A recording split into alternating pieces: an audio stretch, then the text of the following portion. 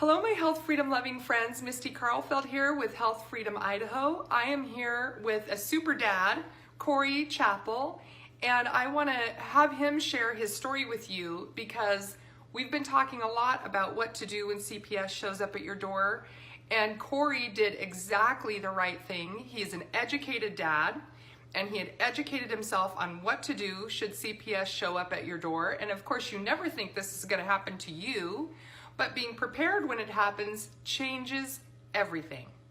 So Corey, tell me what happened. How did this even come about? Like, why would somebody call? Because we know in Idaho, everybody is a mandatory reporter. And I think this is part of the law that needs to be changed, because then you literally are pitting neighbor against neighbor. But in this situation, it happened through the school. So how did this start? Yeah, it was, my son goes to school at Idaho Arts Charter School, and he's 6 years old, and they provide their own uniforms for you. And they actually gave us a bunch of used uniforms, used shirts from their school. And the principal and the counselor there had decided that they were going to report that my son was stinky at school. He smelled. So that's how because boys always smell so good, right? Right. I have two boys myself. Right. Wow. Okay. So that's how it started. Yeah. Boy smells bad. No, you don't say. I was lucky enough that I wasn't feeling well in the morning, so I didn't go to work the day that CPS showed up. Oh. They showed up around 11, somewhere around there, about a week ago. And two ladies, they have the neck, what do you want to call those things? Like a lanyard thing? Yeah, like a lanyard with their identification on it. Okay. Oh, two ladies. Yeah, two ladies showed up. And no police officer? No, okay. No police officer at this point. And my wife woke me up. I was taking a nap, and so I look out the window and I see a couple ladies out there, and we're not opening the door. So I went to the window to find out, who they were and what they wanted. And so I open the window. A lady walks over by the window and tells me they're from the state, and I just told them, "Hey, you're trespassing." And I probably said that a couple times, and then they turned around and left. After that, probably about an hour later, they show up with a policeman from Nampa City Police, and he comes to my door, and I see him coming, so I walk outside, and I lock the door behind me. Good. And he proceeds to try to tell me on my doorstep that the Nampa City has the authority to, because we live in the city, they have the authority to go in my house. So because you live in the city, you don't have a Fourth Amendment right. That's what he's essentially telling me. Okay. Yes. Okay, so how did that go? So I was like, no, nope. You gotta go get a warrant if you want to come in my house. That's right. And from then on, he went outside of the gate because, well, I really didn't want him there anyway. But he went outside of the gate, and I shut the gate. So if they want to talk to me, they can talk to me on the easement all they want. That's right. So I love it. So they're on the sidewalk, and he goes and talks to the CPS ladies, and I start recording then. And, yes. Then when after he talks with them for like a minute or two, he comes back and talks to me, and now I'm recording, and his whole tune changed because I was recording, I think. I'm sure. And I just told them what I knew, and that I knew my kids were safe and they were happy, and that if they wanted to come back again, they better have a warrant. Oh my goodness. And sometimes you need to tell them more than once, that no, you're not going to do this, and you have to have a warrant. This is what happens when citizens understand their rights.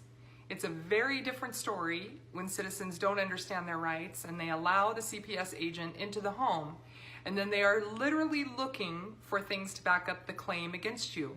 When you don't let them into your home, you don't allow your Fourth Amendment right to be violated, this is typically what happens. I'm not saying every time, and I'm certainly not giving legal advice.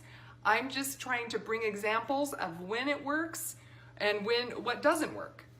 And Corey did exactly what he needed to do. And I love that. And not everybody is this brave.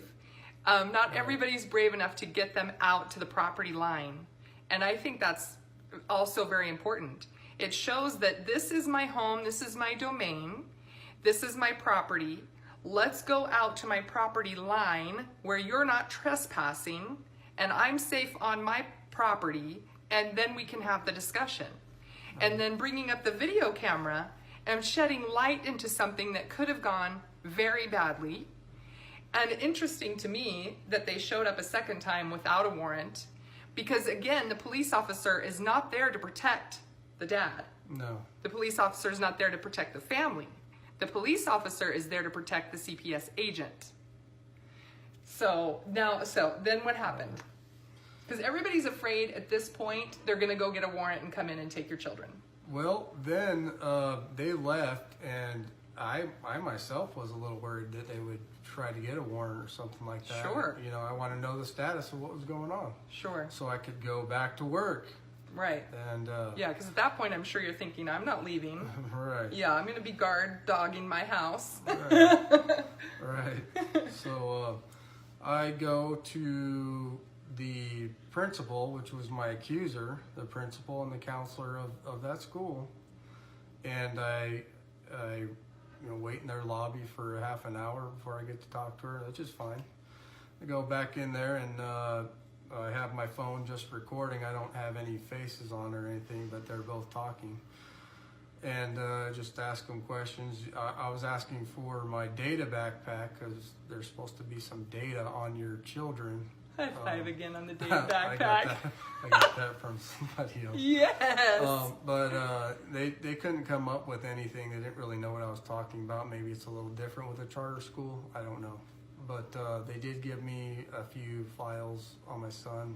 Nothing really telling or anything like that. But I did ask them if they reported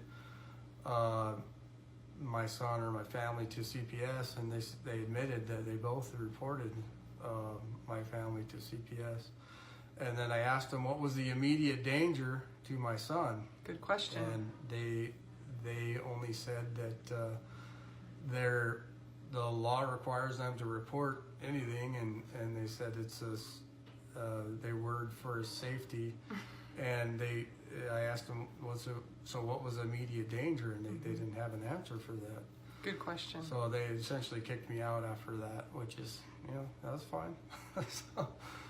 But yeah, that's a very good question. What is the immediate danger of being a stinky boy? Right. So basically I've got a recording of them admitting that they had done that. Very good.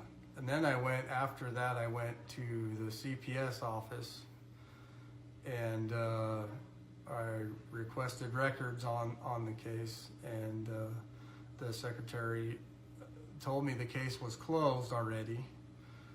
I don't know if they can give you records if they're still open or not. I don't think they can. But they said it was closed, so I requested all the records on that. And I also, I am going to file parental power of attorneys for some family. So if there is any issues, they can go directly to family without them, the state messing around with them. Now, I thought a judge had to approve that. Is that not the case, what you're finding? That I don't know. Okay. I don't know about that. Okay. I'm getting into that. Okay, so from my understanding, you can do that, and then the judge still has to approve it. And sometimes they do, and sometimes they don't. Okay. Wow, good for you. Okay. There's a couple of points I would like to make here. The government does not give you your rights. God gives you your rights. And the government is there to protect those rights, not to trample all over your rights. Again, you need to protect your 4th and 14th Amendment rights. Let's just go through a few stats here in Idaho. In 2018, there were 23,599 referrals to Idaho Health and Welfare or law enforcement officers for neglect, abandonment, or abuse of children. And as you can see in this story, they are just assuming that because someone is stinky, that it's neglect and feeling like they have to report it. Now, I've reported on even neighbors calling in or people at the grocery store calling in because people in Idaho are mandatory reporters. I think this definitely needs to change. And you know, as far as neglect goes, I don't know about you, my washing machine was like really turning out stinky clothes for about 2 weeks. And I was like, what, until I got it, I ran some cleaner through it, but I thought, oh my gosh, all our clothes stink to high heaven. Now, this is normal family stuff. So there has to be some give for normal family stuff like stinky boys. I have 2 of them myself. So, okay, so here's another one. Over 80% of those reports were unfounded. Okay, look how busy we're keeping CPS 80% of the time calling for unfounded claims. So then when CPS showed up at over 10,000 doors here in Idaho, they removed 1,374 children from their families, and 66% of the time, children are returned without the parent losing their rights. So it makes me wonder if 66% of the time, you know, of the 1,374 children, if they were removed wrongly. But let's not forget what happens when they are removed. They immediately go for a physical, and whether sexual abuse has been said or not, that's what they check for. So he could have had a stinky boy that immediately goes for a full physical, being looked at by a stranger in a way that that was never an accusation. It's absurd. And then, oh, here's another thing. The Idaho House Bill 170, we had a great bill, which was a notification of rights bill, and it would put parents on notice that they don't have to let CPS in. So this is a well-informed dad, and he did everything right from what I can tell from the stories that I've heard. What if a parent doesn't know? So then that parent lets them in, and so begins the process. But if we could get this bill passed in Idaho, a parent would be handed a piece of paper that says, you don't have to let me in, you don't have to talk to me, you do have the right to get an attorney, and it puts that parent on notice, I might need to not let you in right now. Let me find out what my rights are. Now I'm gonna go federally on some numbers here, so hold on with me here. This is a sad statistic. 61,000 foster children have gone missing since 2000. An additional 53,000 children have been listed as runaway.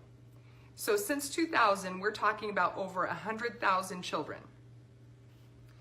The NCMEC report shows 88% of missing sex-trafficked kids come from U.S. foster care.